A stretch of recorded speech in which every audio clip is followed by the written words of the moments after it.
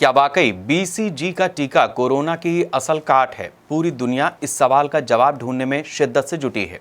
इस बीच लखनऊ में केजीएमयू ने बीसीजी टीके का ट्रायल शुरू किया है। डब्ल्यूएचओ भी 2 क्लिनिकल ट्रायल पर काम कर रहा है। बीसीजी का टीका पूरी दुनिया में कोरोना के खिलाफ एक नई उम्मीद बनकर उभरा है। इस टीके पर तमाम देश अलग अलग रिसर्च कर रहे हैं। भारत में आईसीएमआर ने भी रिसर्च को लेकर केजीएमयू को हरी झंडी दी और केजीएमयू इस पर रिसर्च करने जा रहा है। डब्ल्यूएचओ भी क्लिनिकल ट्रायल में लगा हुआ है। लेकिन बीसीजी का टीका या बीसीजी पर जो वैक्सीन बनेगी वो वैक्सीन कोरोना की काट में कितनी मददगार साबित होगी, इस पर बात करने के लिए हमारे साथ प्रोफेसर राजेंद्र प्रसाद हैं, जो देश के सबसे बड़े चेस्ट इंस्टीट्यूट सरदार वल्लभ भाई में फॉर्मर डायरेक्टर रहे हैं, केजीएमयू में फॉर्मर हेड पल्मोनरी डिपार्टमेंट रहे हैं, साथ ही भारत सरकार का जो राष्ट्रीय टीबी कार्यक्रम है उसके वाइस चेयरमैन भी हैं। एक लंबा तकाजा है सर को, हम इनसे जानेंगे कि किस प्रकार बीसीजी का टीका कोरोना की वैक्सीन बनाने में मददगार साबित हो सकता है। सबसे पहले सर आपका न्यूज़ इंडिया पर स्वागत है। नमस्कार सर, ये जो बीसीजी का टीका है जिस पर रिसर्च चल रही है, आईसीएमआर ने भी अभी फिलहाल ये कहा है कि रिसर्च के बाद जो भी परिणाम होंगे हम उसको देखेंगे, लेकिन आप क्या मानते हैं, चूंकि आपका दशकों पुराना अनुभव इस क्षेत्र में रहा है, ये कितना कारगर हो सकता है कोरोना के मामले में? देखिए, ऐसा बीसीजी का टीका ये 100 साल पुराना है और बीसीजी का टीका जब आया था तो 1920 में लगभग ये पहली बार किसी को लगाया गया था और ये टीबी के रोकथाम के लिए बना था। 1948 के आसपास हमारे देश में भी शुरू हुआ। तब से हमारे देश में ये यूनिवर्सल बीसीजी प्रोग्राम लगातार तब से चला रहा है। हमारा ही देश नहीं, बीच में क्या हुआ, बीच में ये आया कि शायद बीसीजी का टीका टीबी का प्रोटेक्शन ज़्यादा नहीं करता है। तो एक चिंगलपुट ट्रायल जो लगभग 70 के दशक में शुरू किया गया था और 15 साल जब वो ट्रायल चला तो ट्रायल के बाद ये साबित हुआ कि बीसीजी जो है टीबी के जो स्पूटम पॉजिटिव यानी ट्रांसमिशन ऑफ डिजीज़ है वो रोकने में शायद सक्षम नहीं है या बहुत कम है। तो उस वक्त देश में, मुझे याद है उस वक्त मैं एमडी कर रहा था और हमारे एमडी के सवाल में एक प्रश्न भी आया था कि भाई बीसीजी का जब इतनी मतलब प्रोटेक्शन नहीं है तो बीसीजी का टीका क्यों कंटिन्यू किया जाए। अब उस कंटिन्यू के करने के पहले तब भारत सरकार ने डिसाइड किया कि बीसीजी से सिर्फ एक फ़ायदा नहीं था कि वो टीबी का जो है प्रिवेंशन करे। टीबी के जो इन्फेक्शन था या जो डिज़ीज़ थी, खासकर बच्चों में जो सीरियस, जैसे आपने सुना होगा कि पहले मेनिंजाइटिस होता था, डिसेमिनेटेड ट्यूबरक्लोसिस होती थी, तो ऐसे बहुत सी स्टडीज़ अवेलेबल थी जिसने बताया कि बीसीजी उससे चूँकि प्रोटेक्ट करता है, बच्चों को प्रोटेक्ट करता है, टीबी को हल्का बनाता है, तो इसीलिए उस वक्त हमारे भारत सरकार ने इसको रोका नहीं और कंटिन्यूअस। तो इसी तरह ये भारतवर्ष में ही नहीं, चीन में भी इसी तरह का यूनिवर्सल प्रोग्राम चलता है। तो एक स्टडी अभी किसी यूनिवर्सिटी ने बाहर के ये किया कि जिन जिन देशों में यूनिवर्सल बीसीजी का टीका अभी तक लगता है उसमें खासकर 3 देश हैं। एक भारतवर्ष था अपना, जापान था और तीसरा देश जो है वो चाइना था। तो इन तीनों देशों ने अभी भी बीसीजी का टीका लगाया जाता है और आप जानते हैं बीसीजी का टीका बचपन में ही लगता है, अभी आज भी लगता है हमारे देश में। तो जब ये स्टडी किया कि इन देशों में जो कोविड का जो असर है, या तो कोविड कम हो रहे हैं और कोविड से डेथ भी इन देशों में जहाँ पर ये बीसीजी की पॉलिसी अडॉप्ट की गई थी वहाँ डेथ भी कम हुआ है एज़ कंपैरिजन टू उन देशों में जहाँ पर बीसीजी का टीका या तो ख़त्म कर दिया गया, जैसे यूनाइटेड स्टेट्स ऑफ अमेरिका। यहाँ बीसीजी का टीका कभी लगाया नहीं, वहाँ पर टीबी इतनी बड़ी प्रॉब्लम नहीं थी।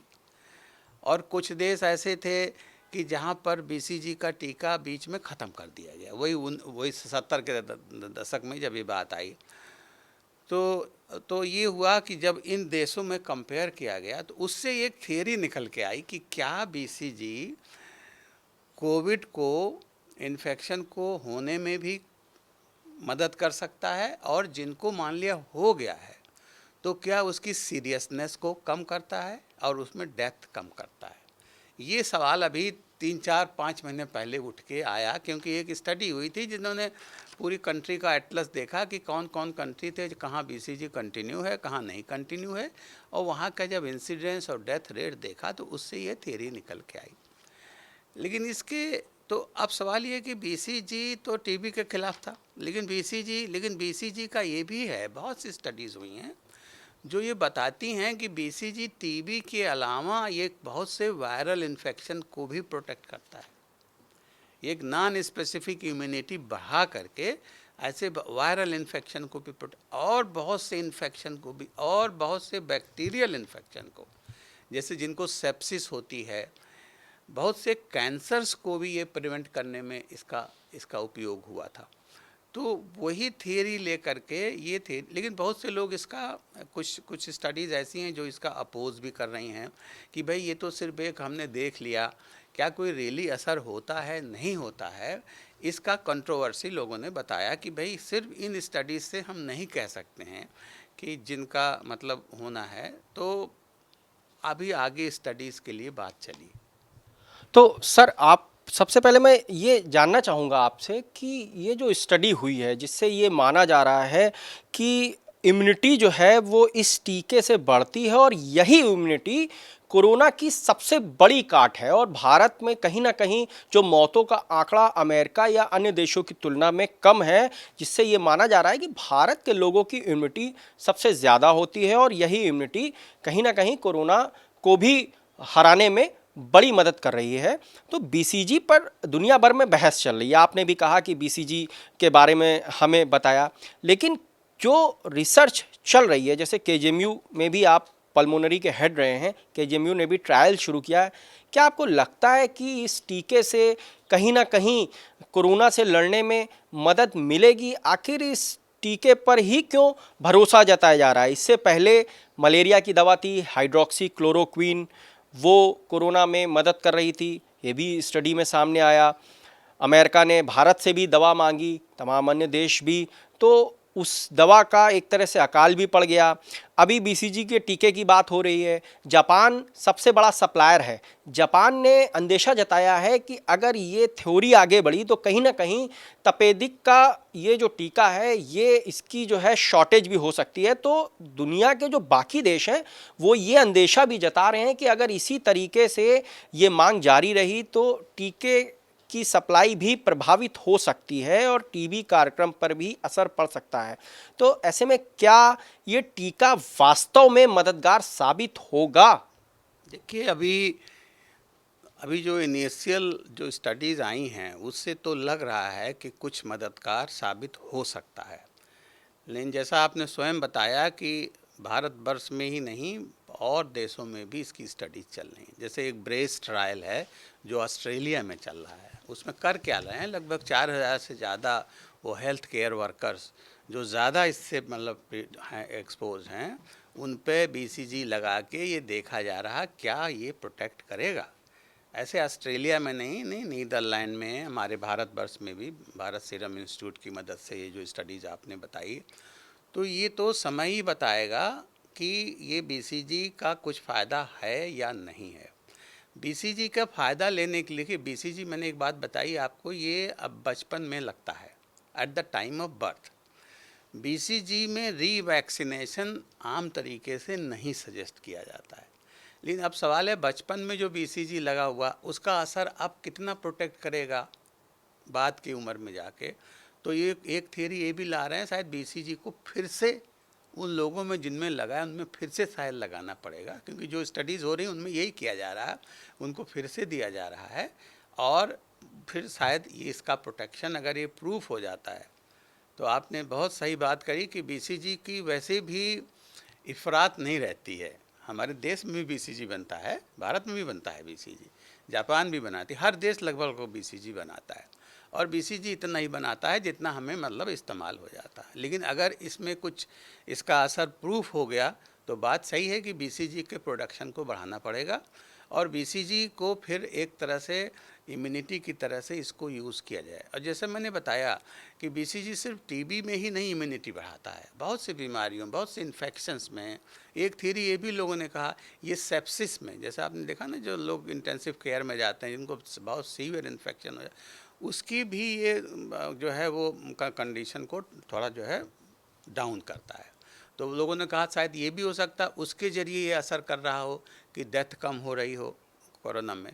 तो मेरा अपना मानना है कि स्टडीज़ विल आंसर, जो स्टडीज़ होंगी और ये तुरंत आंसर करेंगी कि ये इसका असर मतलब है कि नहीं है तो एक बूंद भी साबित हो सकता है कि अभी भी हमारे पास कोई इसका तो वैक्सीन है नहीं। और जैसा आप समझ देख रहे हैं, सुन रहे हैं, टाइम लगेगा, 4-6 महीने से तो पहले इसकी मेन वैक्सीन जो है वो कोरोना की नहीं आएगी।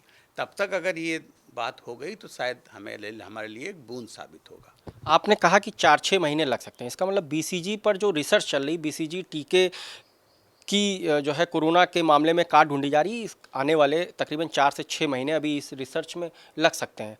अब बात हम सर कोरोना पर करते हैं। आपका एक लंबा अनुभव भी है और आप भारत सरकार की टीम में भी शामिल हैं, बहुत वरिष्ठ चिकित्सक हैं।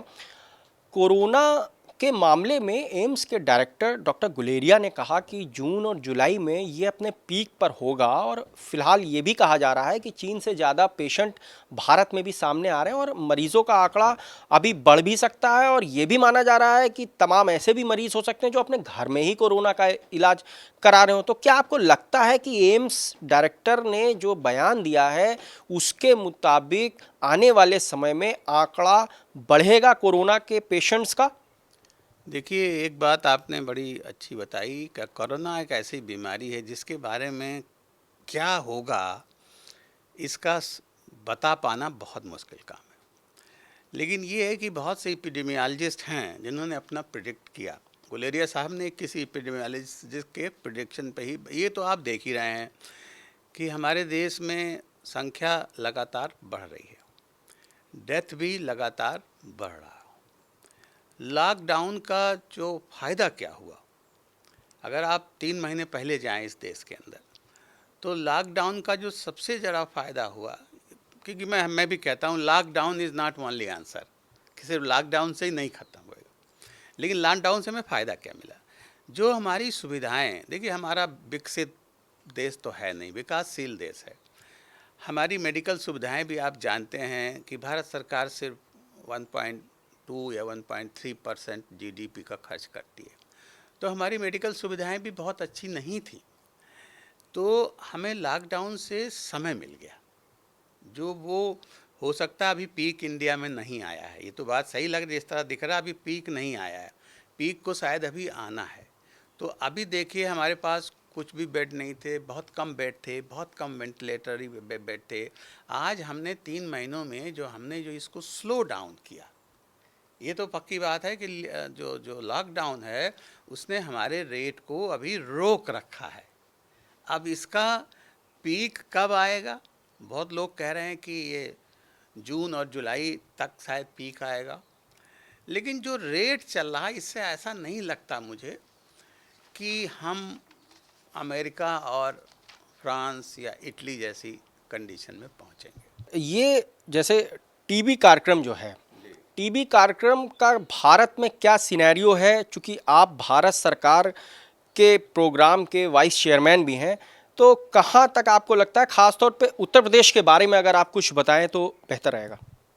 देखिए, आपने ऐसा सवाल पूछा कि जो टीबी और कोविड लगभग एक जैसी बीमारी, मैं तो कहता हूँ कोविड एक्यूट बीमारी है और टीबी क्रॉनिक बीमारी है। आपको जान के आश्चर्य होगा कि टीबी से भी लगभग हमारे भारतवर्ष में हर दिन 12 से 1300 मरीज टीबी की वजह से मरते हैं।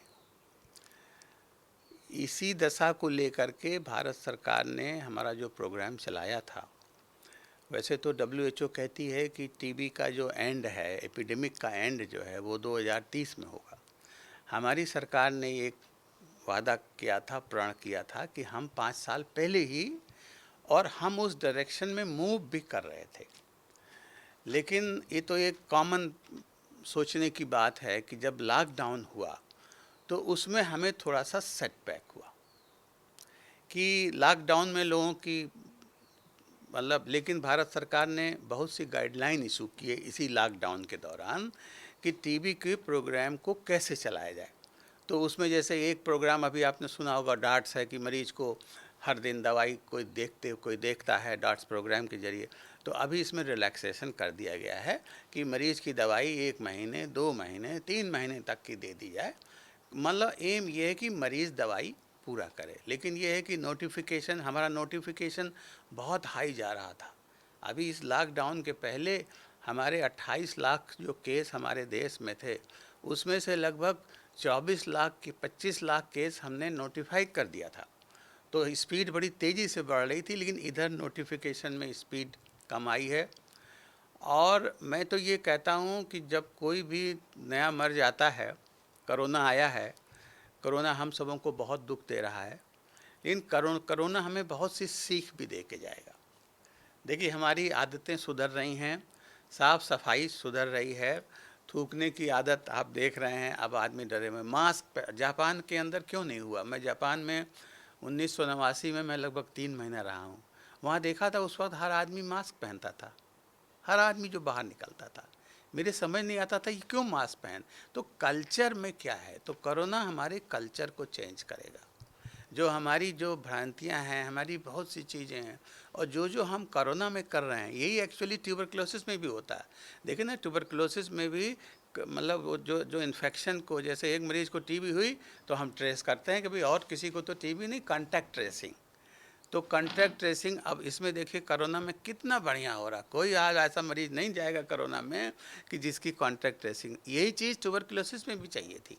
ये आपने बहुत अच्छी बात कही कि जो है, खैर मेरा आखिरी सवाल है सर, बहुत संक्षेप में मैं आपसे इसका आंसर चाहूँगा। महामारी अधिनियम लागू है और महामारी अधिनियम में उत्तर प्रदेश में तमाम डॉक्टर्स आक्रोशित भी हैं कि जो उत्तर प्रदेश की ब्यूरोक्रेसी है वो डॉक्टर्स को किनारे रख करके खुद कोरोना से लड़ने के लिए जुटी है, जबकि कई ऐसे मामले आए जिसमें डॉक्टर्स को घटिया पीपी किट भी दी गई। देश में तकरीबन 550 डॉक्टर्स और पैरामेडिकल स्टाफ कोरोना की चपेट में आ चुके हैं। लखनऊ में कई बड़े बड़े हॉस्पिटल्स ने कोविड प्रोटोकॉल का उल्लंघन किया। क्वीन मेरी का आपने सुना होगा, नर्स पॉजिटिव निकली, प्रसूता का ऑपरेशन कर दिया गया, कोरोना की टेस्टिंग नहीं कराई गई, पीजीआई में पेसमेकर लगा दिया गया कार्डियो में, और विदाउट टेस्टिंग के और अधिकांश डॉक्टर और पैरामेडिकल स्टाफ क्वारंटीन कर दिए गए। आरएसएम हॉस्पिटल में डॉक्टर्स जो है वो कोरोना संक्रमित हो गई, कोविड वार्ड में ड्यूटी कर रही थी, 2 पैरामेडिकल स्टाफ भी कोरोना संक्रमित हो गए। तो कहीं ना कहीं डॉक्टर्स भी इस संक्रमण की चपेट में आ रहे हैं और कोरोना वॉरियर्स का साफ तौर पे कहना है कि बलि का बकरा सिर्फ कोरोना योद्धाओं को, डॉक्टर्स को, पैरामेडिकल स्टाफ को बनाया जा रहा है, जबकि किसी भी ब्यूरोक्रेट पे इस संक्रमण काल में कार्रवाई नहीं हो रही है। आगरा में संक्रमण के केसेस तेजी से बढ़ रहे हैं, लखनऊ में बढ़ रहे हैं, कानपुर में बढ़ रहे हैं, मेरठ में बढ़ रहे हैं। तो क्या प्रशासनिक अफसर जो हैं उन पर एक्शन नहीं होना चाहिए? देखिए, जो महामारी का जब काल होता है तो हर एक का अपना रोल होता है। प्रशासनिक अधिकारियों का रोल बड़ा बड़ा अहम रोल होता है, क्योंकि सारा प्रशासन तो उन्हीं को चलाना है। और आपने ये भी कहा कि डॉक्टरों में भी हो रहे हैं, डॉक्टरों की, लेकिन जो भी देखिए चीज़ें जो हो रही हैं, जैसे लॉकडाउन भी हुआ या जो भी हुआ, वो सब जो प्रशासनिक अधिकारियों के अलावा जो हमारे एक्सपर्ट्स हैं, उन भी टीम से भी बात करके ली जा रही हैं। अभी आपने बताया कि देखिए कोरोना एक नई बीमारी है, और आपको ये भी पता है कि 80% लोग लगभग एसिम्प्टोमेटिक होते हैं। क्या पता हम और आप में भी कोरोना हो, कुछ पता नहीं। तो अभी हमारी मेडिकल साइंस भी इससे सीख रही है, हमारा प्रशासन भी इससे सीख रहा है। अभी तो ये है कि कोई बात हो, जैसे आपने अभी केजीएमसी का नाम लिया, पीजीआई का नाम लिया, आप कोई तो जानबूझ के तो नहीं करेगा। आपने प्रोटेक्टिव किट की बात करी, ये बात सही है कि शुरू में जो प्रोटेक्टिव किट हुए तो बाहर से आए, और वो प्रोटेक्टिव किट बहुत जगहों पे अप टू मार्क नहीं था। अब हमारा देश स्वयं बना रहा है और हम उसकी कर सकते हैं। तो कहने का मतलब ये है कि सबको मिल के काम करना है। अब यहाँ पर ये सवाल नहीं उठाना चाहिए कि प्रशासनिक, गैर प्रशासनिक, डॉक्टर, लेकिन ये है कि एक आपने बहुत बड़ा सवाल उठाया कि डॉक्टरों का प्रोटेक्ट, हमारी फ्रंट टीम क्या है? हमारी जो फ्रंट रनर है, फ्रंट फाइटर हैं, जो हम जिसे हम कोरोना वॉरियर्स कहते हैं, वो हमारे डॉक्टर हैं, हमारे पैरामेडिकल स्टाफ हैं, हमारे नर्सेज हैं, और सबसे ज़्यादा हमारे जो स्वीपर्स हैं या जो साफ सफाई का ध्यान रखते हैं, ये सबसे पहले और सबसे ज़्यादा सामने जाते हैं। तो हमारा ये धर्म बनता, हमारी ड्यूटी बनती, हर सरकार की ड्यूटी बनती है कि इनको हम बचा के रखें, इनका प्रोटेक्शन बहुत सही ढंग से करें, क्योंकि आप समझते हैं अगर इनमें इन्फेक्शन ज़्यादा फैल गया तो कौन काम करेगा। तो इसलिए आपका सवाल बहुत वाजिब है कि इनका दोनों लोगों को, प्रशासन और डॉक्टर और पैरामेडिक, सबको इस वक्त मिल के काम करना है। ये सवाल नहीं उठाना है किसका जो है, क्योंकि महामारी एक्ट में है भाई सब हमें मिलजुल के काम करना है और हमें इसको हराना है। और बहुत सी चीज़ें हमें ये सिखा जाएगी, मैंने अभी बताया, उससे हमारे जो कोई चीज़ जब नई आती है, हमारा अपना स्वयं का एक्सपीरियंस है, हम उससे सीखते हैं और उससे हम इम्प्रूव करते हैं। बहुत सही बात आपने कही कि मेडिकल साइंस कोरोना से सीख रहा है, नई बीमारी है, तमाम नए पहलू सामने आने बाकी हैं। बीसीजी पर रिसर्च शुरू हो गई है कि कोरोना की काट किस हद तक बीसीजी पर निर्भर करेगा। इस सवाल का जवाब फिलहाल आने वाले 4 से 6 महीनों में मिलने जा रहा है। कैमरामैन पीसी चौधरी के साथ मनीष श्रीवास्तव, न्यूज़ इंडिया, लखनऊ।